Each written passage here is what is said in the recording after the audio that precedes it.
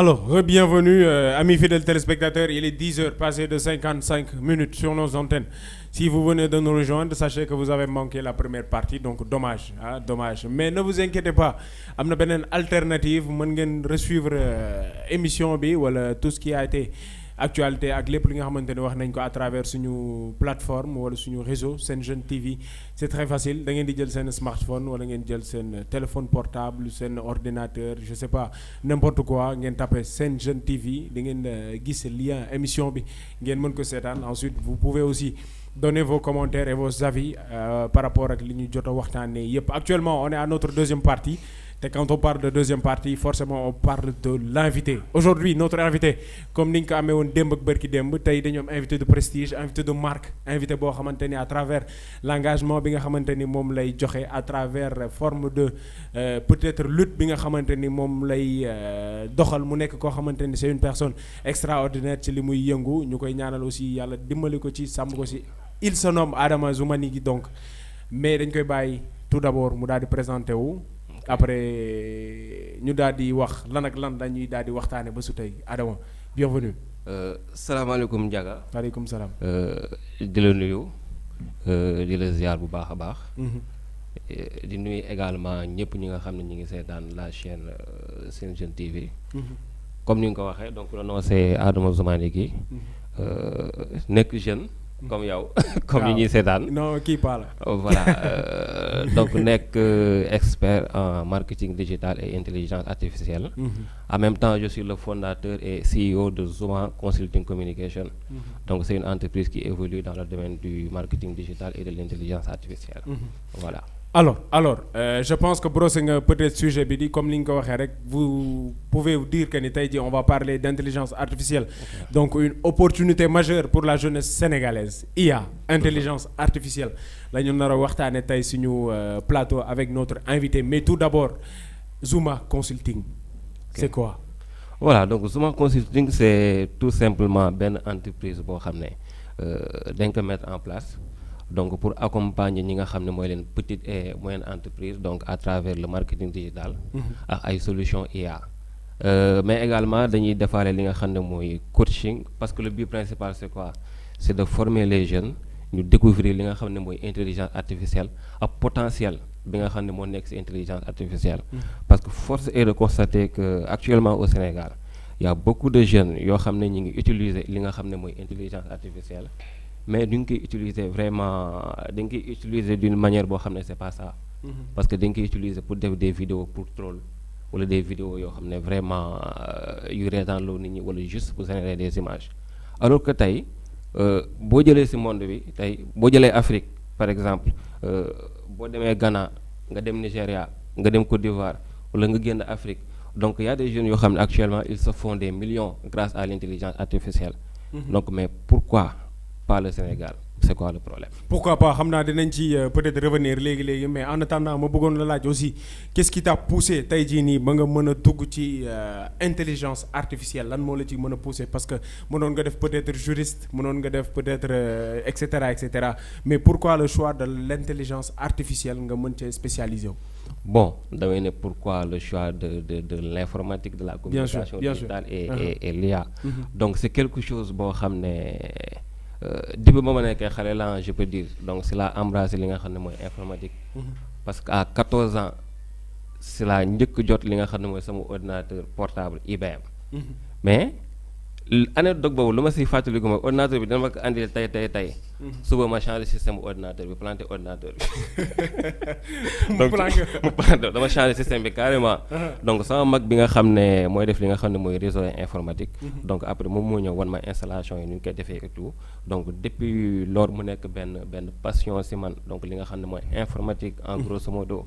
Maintenant concernant l'IA c'est quelque chose boo xam ne passion bi commencé na ça fait 3 ans.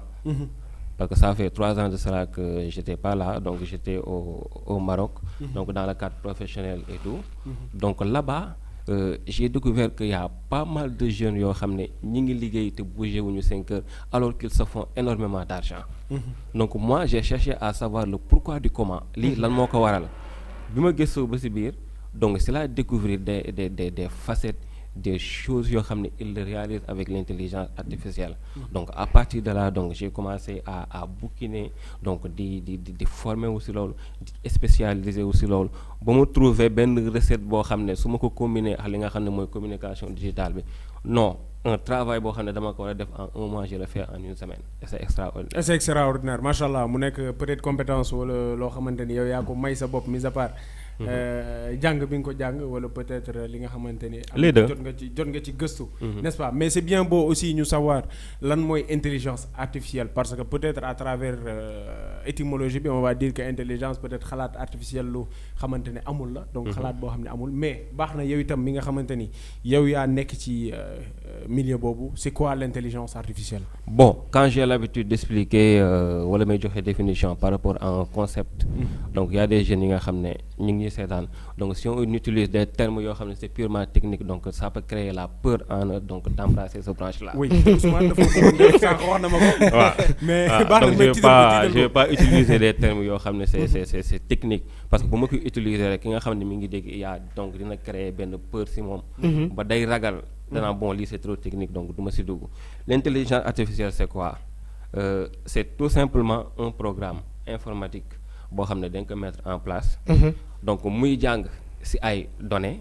Une base de données boo xam ne dañ ko tegal donc muy jàng ci base de données boobu bu jàngee ci base de données boobu donc dafay jàng également ci li nga xam ne mooy comportement humain ci ki nga xam ne moo koy utiliser di ko poser ay questions. Donc bu jàngee ci base de données bi jàng ci comportement li nga xam ne mooy utilisateur bi léegi mu jox la réponse bi nga xam ne tey moom nga soxla réponse bu méngoo ak yow li nga xam ne moom nga ko laaj réellement c'est ça l'intelligence artificielle c'est tout. Ousmane leer na ma leer yàlla ni simple na ni mu ko waxee nii waaye. non ni mu ko waxee dafa simple. nee na bëggul jël loo xamante ni dafa technique ba ñun ñi nga xamante ne ñun ñooy tiit. C'est ça. Mais juste j'ai une question boo xamante ne moom laa ko bëgg a poser tey intelligence artificielle fii ci Sénégal peut-être tey est-ce que mënuñoo jàpp ne ni ñu koy utiliser du bari lu mu yàq ci li nga xamante ne moom mooy ci sunu jeunesse. Bon je dirais pas que souvent je le dis c'est pas en informatique mi cybersécurité mi intelligence artificielle le problème c'est pas ça mais le problème c'est nous. C'est-à-dire ñun naka lañ koy utiliser te loolu bi nga ko xoolee donc ça relève de l'éducation de base de la personne. Éducation de base ak valeurs yi nga xam ne moom la ñuy inculquer ci nit ki. Donc bu fekkee yow dès le bas âge donc amoo benn éducation de base wala amoo des valeurs humaines donc boobaa booy utiliser intelligence artificielle bi sa comportement moo ciy feeñ parce que tu vas l'utiliser négativement. Maintenant bu fekkee da nga am ay valeurs nag yu baax benn éducation de base bu dëgër boo koy utiliser di nga am yoo xam ne di nga ko jomb def. Donc certes il y a des points négatifs ci IA mais il y a énormément de points positifs ça il faut qu'on le dise il y a énormément de points positifs te danger mi ngi fa. Ouais. Alors on parle d'opportunité pour les jeunes wala opportunité pour la jeunesse sénégalaise alors tey jii nii IA yan opportunité la mën a indil jeunesse sénégalaise pour ñi nga xamante ni peut-être ñu ngi ñuy suivre parce que au-delà de peut-être comme ChatGPT n'est-ce pas IA la intelligence artificielle. bëri na ay Canva et cetera. Canva IA y a ChatGPT y a DeepSeek y a Perplexity voilà y en a énormément à ne pas en finir bëri na. Alors avantage yi lan ak lan. Voilà faut savoir que déjà que l'intelligence artificielle ça ne date pas d'aujourd'hui. Intelligence artificielle dafa yàgg boo xoolee sa téléphone rek am na intelligence artificielle. Parce que le fait que ngay taper message mi deviner ban moo ngay bind donc ça c'est l'intelligence artificielle. Tu vois un peu. Donc les avantages c'est quoi? C'est-à-dire aujourd'hui si domaine boo mënti nekk intelligence artificielle bi mën na la accompagner ba un travail boo xam ne da nga ko war a def en 1 mois wala en 2 heures de temps donc là tu vas le faire en 10 minutes ou bien en 15 minutes tu vois un peu et il y a des opportunités de business parce que aujourd'hui il y a des métiers yoo xam ne dafa exister muy lu ñuy woowee le designer IA le community manager IA le digitaliste IA donc loolu yëpp c'est des métiers yoo xam ne ay métiers yu bees yoo xam ne fu mu doon nii jeunesse bi da nga ko war a exploiter. Parce que aujourd'hui bon je vous donne un exemple personnellement donc grâce à l'intelligence artificielle aujourd'hui donc on arrive à créer des designs sans pour autant avoir des compétences en design. Grâce à l'intelligence artificielle aujourd'hui on arrive à créer des stratégies de communication sans pour autant jàng li nga xam ne mooy communication. Donc grâce à l'intelligence artificielle, donc même en médecine on l'utilise. Parce qu'aujourd'hui il y a des robots yoo xam ne gars yi ñi ngi nekk actuellement di ko développer. Donc il y a des opérations yoo xam ne peut-être que manipulation bi la personne bu nekkee di ko def, donc c'est pas ça. Donc ils sont en train de produire des robots yoo xam ne ils sont propulsés par l'intelligence artificielle ba nga xam ne exactement tâche bi fu ñu war a couper millimétrer, donc loolu daf koy def, et tout ça c'est l'intelligence artificielle. Maintenant en ce qui concerne la jeunesse aujourd'hui, donc ils peuvent donc mettre en place leurs entreprises. Maintenant comment mettre en place les entreprises? Donc ça sera une entreprise boo xam ne ça sera propulsé par l'intelligence artificielle. Parce que tey ñëpp xam ne ni actuellement au Sénégal, je vous donne un exemple, ñëpp dañuy jaay. Sénégal boo xoolee actuellement ñëppay jaay. Fa boutique, Mode Shop, Ousmane boutique etc. Tu vois un peu. Donc pourquoi pas les jeunes nekk le community manager de ces vendeurs là. Alors le community manager c'est quoi? C'est quelqu'un boo xam ne moom mooy gérer ces réseaux. Tu vois un peu. te bu ñu nee gérer ces réseaux, donc en e-commerce, donc il y a le contenu qui est important. Donc le contenu c'est quoi? Le produit que tu vends. Donc faut que mu am benn design boo xam ne c'est professionnel, parce que naturellement nit dafa bëgg lu rafet. Je vous donne un exemple. Tey boo jëloon ceebu jën nga tegal ma ko, orné woo ko, tegoo jën bi fii, tegoo jaxatu fii, nga jël ko jaxase ko, j'ai pas envie de manger ça, parce que esthétiquement c'est pas joli. Mais am na manière bi nga koy orné, tey boo ko tegee automatiquement j'ai envie de manger ça. Donc en vente c'est comme ça. Donc tu as besoin de visuels percutants, tu as besoin de fiches produits, tu as besoin de textes de vente percutants. C'est ce qu'on appelle le copywriting. Le copywriting c'est quoi? C'est un texte de vente boo xam ne la personne quand il lit ça, il a envie d'acheter le produit. Alors que en n'étant pas un copywriter, avec l'intelligence artificielle, tu as la possibilité de produire ça avec des prompts qui sont spécifiques. Donc tu vois un peu le potentiel. Donc ces vendeurs-là qui ne sont pas professionnels, tu vas vers eux, tu leur proposes des solutions. Je vais gérer tes réseaux pendant un mois, je vais te faire des résultats. Si je te fais tes résultats, tu me signes on signe un contrat de 3 mois renouvelable. Si j'ai pas de résultats, il n'y a pas de souci. Il faut que les jeunes osent. Mais hormis cela, il y a la formation d'abord. Il faut se former. Exactement. Si l'on l'a interpellé, ça t'a dit bonne formation là nous avons def tey jii pour peut-être se dire qu'on est spécialisé en intelligence artificielle. Bon, d'abord il faut avoir, ça dépend du secteur. Ça dépend du secteur d'activité. Parce que quand on te forme par rapport à l'intelligence artificielle, donc on va te former par rapport à ton domaine. Par exemple, tu es journaliste. D'abord, il faut que les bases en journalisme. Parce que si tu n'as pas les bases en journalisme autant pour moi, donc tu ne peux pas produire des prompts spécifiquement dans le jox yow li nga soxla. Bu fekkee marketing ngay def, il faut que tu aies les bases en marketing d'abord. Faut nga am base yooyu ba pare boo amee si base yooyu ba pare après si leen lay former léegi naka ngay utiliser li nga xam ne mooy IA. Nous personnellement c'est comme ça que nous faisons la formation. La formation c'est quoi? Il y a une partie boo xam ne la nga soxla. Tu es un journaliste, ok. Marketing ngay def, ok.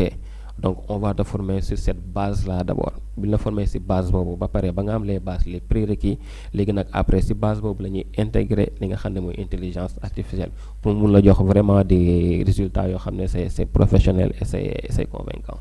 Alors Ousmane yow itam bu fekkee dafa am leneen loo ko bëgg a laaj rek. juste rek ci ñi nga xamante ni tey ñoom ñooy utiliser intelligence artificielle de façon négative tey yan risque moo leen ci mën a fekk. Les risques c'est quoi? On peut utiliser l'intelligence artificielle dans le hacking, c'est-à-dire le piratage. Ah loolu moom amoon na ma solo moom surtout wifi. On peut utiliser on peut utiliser ça sur concernant l'hacking, parce que man personnellement j'ai une communauté boo xam ne je parle d'hacking, c'est-à-dire le piratage. Donc on peut créer des messages de phishing avec l'intelligence artificielle. Alors le phishing c'est quoi? Le phishing c'est tout simplement un message frauduleux boo xam ne dañ la koy envoyer comme si Orange moo la ko envoyé wala Wave moo la ko envoyé avec un lien que tu vas cliquer. Donc lien boobu boo ko cliquer boo xoolee plateforme bu mu lay andil maanaam site bu mu lay andil, ce site là sera propulsé par l'intelligence artificielle. donc c'est comme si que page Orange la wala page Facebook la. Donc là tu penses que yaa ngi ci Facebook alors que nekkoo ci Facebook yaa ngi en parallèle ci beneen plateforme boo xam ne plateforme de hacking la. Donc là tu vas mettre tes informations personnelles, tu appuies sur entrée, ça te met erreur parce que nekkoo ci page yu baax bi. Alors que man en arrière-plan automatiquement je reçois tes informations. Donc tout ça c'est des choses yoo xam ne mën ngeen ko utiliser ak l'intelligence artificielle. Certes am na ni nga koy laajee du la ko jox, mais il y a un moyen de contourner ça. Tu vois un peu. Alors que dafa am intelligence artificielle boo xam ne c'est grand public gars yi dañ ko verrouiller. On a beneen intelligence artificielle boo xam ne c'est open source. Open source c'est quoi? C'est-à-dire l'intelligence artificielle tu peux le modifier. Mun nga ko jël modifier ko à ta guise nga installer ko sa ordinateur ba nga xam ne li nga soxla dala koy jox. C'est comme l'intelligence artificielle de Grok AI. Je sais pas ba xam yéen a ngi koy dégg. Non. Grok AI c'est une intelligence artificielle qui a été développée par Elon Musk. Et cette intelligence artificielle là, elle est tellement dangereuse que cette intelligence artificielle arrive à déshabiller une personne. Quand tu l'installes dans ton ordinateur. Donc tu vois un peu le danger. Voilà, donc il y a énormément de danger. Sànq yaa ngi doon wax ci lu am importance mooy liens yi donc yéen ñu ngi suivre bàyyi leen xel bu baax a baax parfois dañu leen di envoyer ay liens di leen wax naan ay Sadio Mané offre des billets ay Macky Sall offre des bourses d'études et cetera dañ leen di may xaalis ak Orange Wave bàyyi leen sa xel c'est très dangereux parce que parfois di nga cliquer benn lien boo xamante ni di nga permettre nit ki mu am accès si sa ay dossiers donc nañ ci bàyyi xel danger la. Alors Ousmane li nga ma envoyé woon bul ma ko envoyé genre lien yaa ngi dégg mais Adama je me tourne vers toi mi ngi mel ni tey jii li ñu doon wax itam sànq on a beau parler d'intelligence artificielle lu jàmbur la ñuy wax surtout yeneen dëkk. mu mel ni dañ jàpp ni peut-être intelligence artificielle tey jii pour dëkk yu développé la mais Sénégal est-ce que am nañ suñu propre intelligence artificielle parce que un jour mës naa fi dégg ñu ni ñi ngi développé benn genre Google Assistance mais boo xam ni day wax wolof. c'est en wolof làkk yeeg yeneen ak yeneen. est-ce que am nañ yeneen fii Sénégal. Bon gars yi actuellement ñu ngi nekk di ko développer mooy Awa je pense que Awa lañ koy wooye voilà donc intelligence artificielle bi nga xam ne dafay wax wolof mais ça prend un peu de temps parce que intelligence artificielle balaa ñu koy développer donc dafa am benn phase d'apprentissage donc phase d'apprentissage boobu c'est quoi da nga koy déployer donc bi nga ko déployer donc ça va apprendre dafay jàng ci nit ñi nga xam ne moom lañ koy ñoo koy utiliser. Donc nag jàng boobu dina jël ay temps. Parce que plus mi gën a am ay information plus mi gën a am ay données plus intelligence artificielle bi di gën a puissant. C'est la raison pour laquelle boo xoolee ChatGPT donc il y a des mises à jour ChatGPT version 4 version 4.0 plus nit ñi di koy utiliser plus mi gën a am données donc plus mu lay gën a jox des réponses yoo xam ne c'est performant tu vois un peu donc gars yi ñu ngi koy développer mais ça risque de prendre du temps parce que y a beaucoup de choses yoo xam ne déjà bu ñu ñëwee côté langage bi rek déjà parce que bon boo jëlee tey français donc y a des bibliothèques yoo xam ne pour français la donc da ngay jël rek nga insérer. bu fekkee anglais bi la y a des bibliothèques yoo xam ne c'est pour l'anglais donc da ngay jël rek nga insérer sa IA mais olof bi donc foo ñu créer benn bibliothèque boo xam ne pour olof la. mi ngi mel ni tey jii nii su ma juumul en informatique comme ni ñu utiliser ay Python ay langage binaire et cetera et cetera. En tout cas c'est très fascinant Ousmane lan ngay xaar pour dem. dem fan. pareegul de daa mel ni. damay laaj fan laa jëm. mais dem jàngi. pare rek pour dem. dem jàngi. ouais non si intelligence artificielle moom ñëpp ko war a jàng. ndax dafa wax lu am importance des fois nit ñu envoyé la des liens yoo xamante ne yow sa jëm bopp doo xam lien wu lan la mais nga ñëw rek cliquer si. te aussi ci li mu wax ci loolu laa mën a basé wu ndax des fois nit ki da ngay jékki-jékki rek ñu ne woo nañ ma arnaqué nañ ma nangam wala def nañ ma nangam alors que yow li ñu la envoyé yow en personne xamoo lan lay def xamoo mbir bi lan lay doxee mais juste que gis nga Macky Sall offre des millions wala Diomaye offre des millions rek nga ne xaaral ma dugg si peut-être li ñuy wax lu dëgg la nga dugg si mu dugalee ci beneen affaire boo xamante ni tey xaalis bi nga yor wala yenn dossiers yoo xamante ni ce sont des dossiers personnels tey nit ñi dañ ciy am accès loolu aussi ñu bàyyi ko xel bu baax a baax. pour dire aussi tey ñi nga xamante ni tey ñoom ñoo bëgg a def formation lu jëm ci wàllum intelligence artificielle tey ci yan moyen lañ mën a jaar pour mën a dugg ci mbir mi. Bon, il y a des écoles de formation qui existent parce que boo xoolee léegi l'informatique c'était plus comme auparavant donc nga xam ne da ngay jël yenn temps yu yàgg yi donc il y a des formations yoo xam ne c'est des formations courtes yoo xam ne ça existe si yenn école de formation yi donc mën nga dem automatiquement nga spécialisé wu ci li nga xam ne mooy intelligence artificielle. Donc pour juste amener benn précision, donc quand je parle du hacking, donc du piratage, donc loolu c'est benn domaine la boo xam ne donc c'est à part. Bokkul ak intelligence artificielle. Mais l'intelligence artificielle donc grâce à l'intelligence artificielle donc daf koy faciliter. Parce que il suffit que ma war a créer benn page boo xam ne page Facebook la ma war ko coder en HTML, CSS wala JavaScript. Donc j'aurais pas besoin de faire ça. Il suffit juste ma def capture Facebook donc dugg ci benn intelligence artificielle bu ñuy woowee Yama code ma dugalal ko capture bi ne ko code ma ce site en HTML et CSS automatiquement mu jox ma ligne de code yëpp.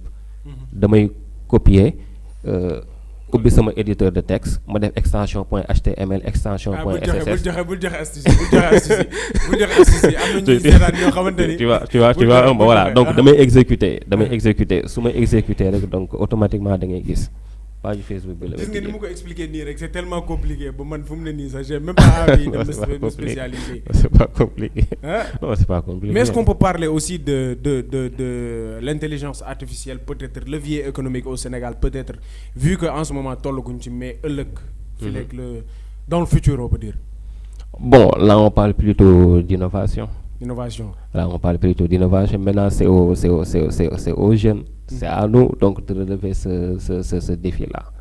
Voilà, parce que l'intelligence artificielle aujourd'hui on peut l'utiliser dans l'agriculture. Donc par rapport aux données. Donc on peut l'utiliser par rapport aux données parce que l'intelligence artificielle aujourd'hui vraiment arrive donc à analyser des données. Donc tu vois un peu et on sait que données dafa nekk loo xam ne c'est tellement important que Sénégal dañ koy caaxaane. La moo demee ne Sénégal dañ koy caaxaane dans le monde où nous évoluons actuellement ki nga xam ne moo am plus de données tu comprends ki nga xam ne moo am plus de données monde bi kooku moo koy diriger donc guerre des données dafa am actuellement. Donc loolu dañ see war a farlu. Côté agriculture bi IA bi mën nañu see aider bu baax a baax parce que y a des intelligences artificielles yoo xam ne ils sont tellement puissants et tellement développés que il suffit que booy def agriculture plante bi nga scanner plante bi donc dina la wax déjà ban garab la jox la nomenclature yëpp à travers xob bi bu fekkee dafa am feebar dina la ne maladie bii la am et tout ça c'est propulsé par l'intelligence artificielle. Donc dafa mel ni échographie ak scanner aussi. C'est la même chose tout maintenant nag bon il faut de la créativité et de l'innovation donc ñun nag ñoo war a toog def benn brainstorming xool exactement Sénégal intelligence artificielle bi donc nag lan la ñu war a créer loo xam ne économiquement dinañu mën a aider.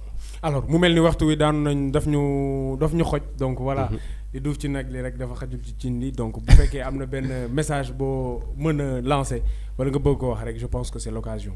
Bon message bi may adressé jeunesse bi mooy actuellement ils n'ont qu'à se former donc concernant l'intelligence artificielle parce que nit ñi dañuy wax que l'intelligence artificielle donc dina supprimer yenn liggéey mais man je suis pas d'accord.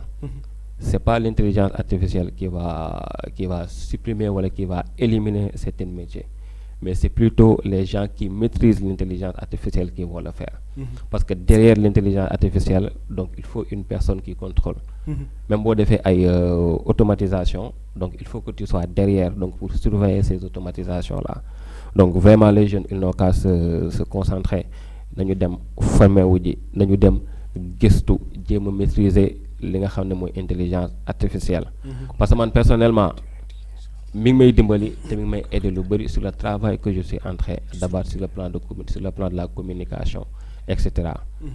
Da nga may laaj dara léegi automatiquement loo xam ne mënoon naa jël 30 minutes donc automatiquement je le fais et je te l'envoie. Alors que man dama am samay modèle yoo xam ne c'est spécifique à moi modèle yoo xam ne maa ko defar samay modèle bu ma soxlaa design j'ai un modèle boo xam ne je l'ai déjà fait je l'ai déjà codé et paramétré pour le design soxla lu ma koy wax dara titre laa koy jox mu dóora ma sama design ma modèle boo xam ne bu fekkee texte de vente la développé naa ko propulsé naa ko pour texte de vente le nom du produit bi c'est pour quel type de personne mu génne ma sama texte de vente donc tu vois un peu. Donc vraiment j'invite toute la jeunesse sénégalaise ñu dem gëstu li nga xam ne mooy intelligence artificielle bi. S'ils ont besoin de formation également, donc nous on est là pour leur aider. Parce que bu ñu gisee loo xam ne aussi actuellement l'intelligence artificielle c'est l'or noir de l'informatique. Waaw donc vu que ñun ñu ngi ci bénéficier wu, donc pourquoi pas ne pas partager compétence bi nga xam ne am nañ ko. Voilà, en grosso modo c'est ça. Voilà, c'est ça. Je pense que le message a été clair. Donc, ça fut un plaisir de partager ce plateau avec yow. Donc, comme ni ma ko waxoon rek bari na lu ñu bëgg waxtaane mais peut-être temps bi moo ñu ko mayul. mais dañ lay bàyyi rek nga daal di tàggatoo peut-être ñu joxe rendez-vous rek prochaine fois inch'Allah dinañ fi ñëw mais boobaa pas en tant que invité mais peut-être invité boo xamante ne entretien exclusif la nekk inch'Allah. Ok, bon, di leen remercier si invitation parce que c'est pas donné à tout le monde aussi en toog si plateau télé nii di wax avec l'ambiance et tout. waaw doon ngeen ma ay bal yu métti nag mais garaawul encaissé naa ko waaw beneen yoon bu ma gisee keneen ku fii ñëw tamit naa ko ne bu ma defal attention ay gars yoo xam ne ay bal yu métti leen lay doon tu vois un peu. Voilà donc di leen remercier donc di remercier également ñi nga xam ne mooy les spectateurs. Voilà donc du ma tëj nag te voilà nuyu ma samay ñaari waajur comme ni nga koy waxee excusez-moi nag. parce que sama olof moo demeewul noonu. des fois damay bëgg wax yenn yi mais j'ai du mal à exprimer ça en wolof quoi. Voilà donc je remercie mes deux parents vraiment je remercie mon grand frère voilà donc ma famille parce que ce sont des personnes yoo xam ne vraiment ils m'ont soutenu donc démb ba léegi ñu ngi may soutenir donc certes le chemin a été difficile des fois nga daanu des fois nga jóg mais tout le temps il était là donc pour moi aujourd'hui vraiment c'est un honneur d'être là et je peux pas terminer ça pour autant les remercier. Merci beaucoup Adama. Merci beaucoup. Le plaisir est partagé. Alors Ousmane. yow itam ñu bàyyi la rek nga joxe dig daje man moom daa mel ni sama semaine jeex na. man ak yow. man ak yow ah tey mag yow kon aja tàggatoo. Merci beaucoup Ndiaga maa ngi lay jaajëfal bu baax a baax yow ci présentation bi mais aussi merci à notre invité macha allah wax na fi lu am solo comme ni ma ko waxee souvent ñun ay invité yoo xamante ne dañuy ñëw wan ñu li nga xamante ni tey moom si loolu la ñu formé wu waaye it wax ñu en tant que des experts aussi ñu ngi lay jaajëfal bu baax a baax ci ànd bi nga ànd ak ñun waaye merci également à tous les amis téléspectateurs de la Sen TV waaye Ndiaga balaa may tëjee rek ma jàllale benn information muy Serigne Gora Niang Mool Amin mu nekk tàggat yonent bi war a amal takkusaan sargal Seydina Muhammad sallallahu alayhi wa sallam vendredi le 6 février incha allah fii ci Pikine ñett mbaar ñu wax ni rek oustaz Pape Macoumba Anne moom ma fay waxtaane incha allah rabbi dinañu waxtaanal ci diine bi waxtaanal ñun ci tarixa bi waaye it mboolem njabootu Cheikh Seydi Hadj Malick danañ fa teew te góor aussi nekk na takkat yonent bi moom aussi danañu daal di bëggal ci yonent bi alayhi salaatu wasalaam kon ñu bàyyi ko xel incha allah le vendredi lay doon à partir de 17h fii ci Pikine ñett mbaar waaye it ma jaajëfal leen bu baax a baax yéen ñi nga xamante ni yéen a toogoon yor seeni écran di ñu seetaan à travers la Sen TV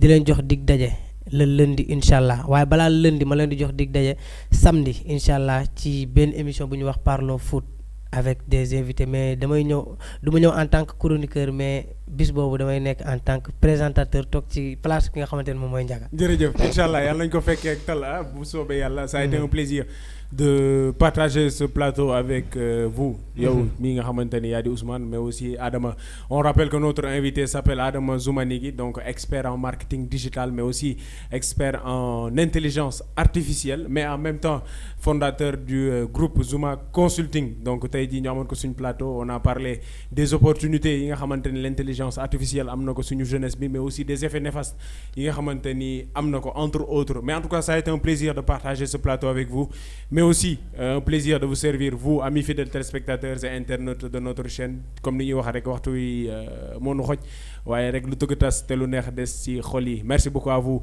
yéen ñi nga xamante ni yéen toogoon di ñu seetaan bàyyi seen temps donc ça fut un réel plaisir de vous servir merci beaucoup aussi aux hommes de l'ombre l'équipe technique ku ci mel ni Matar ku ci mel ni Amina ku ci mel ni Alsane ak képp koo xamante ni jàpp nga rek ci réalisation wu émission bi parce que bu ñu yembee rek comme ni ma koy waxee ba ñu mën ñoo gis rek je pense que c'est grâce à eux waaye nag dañuy daal di tëj joxe rendez-vous ba semaine prochaine incha allah plus précisément lundi mais d'ici là portez-vous bien te ñu xam ni ku bëgg am rek da ngay doylu te nangoo liggéey ku bëgg dund bu feex da ngay bàyyi iñaan ku bëgg yàlla di la suturaal bàyyi yàq der ku bëgg nag am tawféex ak taysiir da nga bàyyi jëw tout dëgg prenez soin de vous portez-vous bien on vous donne rendez-vous lundi inchallah à lundi, à lundi, à lundi. Ciao.